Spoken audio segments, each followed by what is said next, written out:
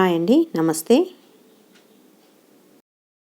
ఈరోజు వీడియోలో చూపించబోయే రెసిపీ వంకాయ పచ్చి పులుసు.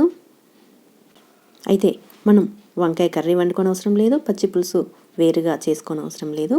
ఈ విధంగా రెండు కలిపి వంకాయ పచ్చి పులుసు కనుక చేసుకుంటే చాలా ఇష్టంగా తినేస్తారు. దీన్ని వేడి వేడి అన్నంలోకి తినేస్తే ఎంతో రుచిగా ఉంటుంది. మీరు ఒకసారి రుచి చూసారంటే మళ్ళీ ఇలానే చేసుకొని తినేస్తారు. ఇప్పుడు దీన్ని ఎలా చేయాలో చూద్దాం. ముందుగా ఒక 2 వంకాయలను ఈ విధంగా ఘాట్లు పెట్టుకొని మనం స్టవ్ మీద ఒక స్టాండ్ని పెట్టుకొని కాల్చుకోవాలి. ఈ విధంగా ఘాట్లు పెట్టుకొని చూస్తే పుచ్చులు ఉన్నవి లేనివి అనేది తెలుస్తుంది. ఇప్పుడు దీనిపైన ఒక 4-5 పచ్చిమిర్చిని వేసి కాల్చుకోవాలి. స్టవ్ని మీడియం ఫ్లేమ్లో పెట్టుకొని వీటిని అటు ఇటు తిప్పుకుంటూ కాల్చుకోవాలి.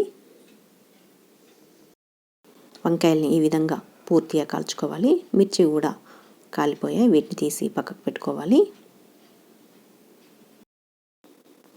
వంకాయ ఒక్కొక్క దగ్గర కాలదు కదా, అలాంటప్పుడు తిప్పుకుంటూ కాల్చుకోండి. ఈ విధంగా కాల్చుకున్న తర్వాత తీసి స్టవ్ ఆఫ్ చేసుకోవాలి. ఇప్పుడు ఒక బౌల్లో వాటర్ పోసి వంకాయలో మిర్చిని వేసి కడగండి. వంకాయ కాల్చిన తర్వాత మెత్తబడిపోతుంది. నిదానంగా పొట్టు తీసి కడగండి. ఇప్పుడు ఈ విధంగా వంకాయలను కడగాలి. ఇప్పుడు వీటిని ఒక బౌల్లోకి తీసుకోవాలి. ఇప్పుడు ఇందులోనే మనం ఇంతకుముందు కాల్చి కడిగిన మిర్చిని కూడా వేయాలి. ఇప్పుడు ఇందులో రుచికి సరిపడినంత కల్లుప్పును వేసి దీన్ని మెత్తగా స్మాష్ చేసుకోవాలి.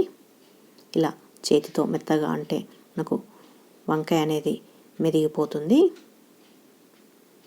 ఒక 2-3 నిమిషాల్లో ఇది మెత్తగా అయిపోతుంది. ఇప్పుడు ఈ విధంగా మెత్తగా స్మాష్ చేసిన తర్వాత ఇప్పుడు ఇందులో చింతపండు రసం యాడ్ చేయాలి. ముందుగా ఒక నిమ్మకాయ సైజ్ అంతా చింతపండు నానబెట్టుకొని రసంను తీసి యాడ్ చేయాలి. ఇప్పుడు ఇందులో ఒక 5-6 వెల్లుల్లిపాయలు, 1/2 స్పూన్ జీలకర్ర కచ్చపచ్చగా దంచి ఇందులో వేయాలి. అలాగే 1/2 స్పూన్ వేయించిన ధనియాల పొడి కూడా వేసి కలుపుకోవాలి. ఇది కలుపుకున్న తర్వాత మనం చిక్కగా ఉంటుంది కదా, ఇందులో కొంచెం వాటర్ని యాడ్ చేసుకోవాలి. పులుపుకు సరిపడా వాటర్ని యాడ్ చేసుకొని కలుపుకోవాలి. ఒకసారి రుచిని చూసుకొని వాటర్ యాడ్ చేసుకోండి. ఇప్పుడు స్టవ్ మీద ప్యాన్ను పెట్టుకొని ఇందులో 2 టేబుల్ స్పూన్ ఆయిల్ని వేసి ఆయిల్ వేడిన తర్వాత 1/2 స్పూన్ మిరపగింజలు, 1/2 స్పూన్ జీలకర్ర, 1/2 స్పూన్ ఆవాలు, 1-2 కట్ చేసుకున్న వెల్లుల్లిపాయలు, కొంచెం కరివేపాకు వేసి ఒకసారి మూత పెట్టుకోండి, చిల్లకుండా ఉంటుంది. ఇప్పుడు ఇందులోనే 1/2 స్పూన్ పసుపును వేసి స్టవ్ ఆఫ్ చేయాలి. ఇప్పుడు దీన్ని మనం వంకాయ చారులోకి యాడ్ చేయాలి.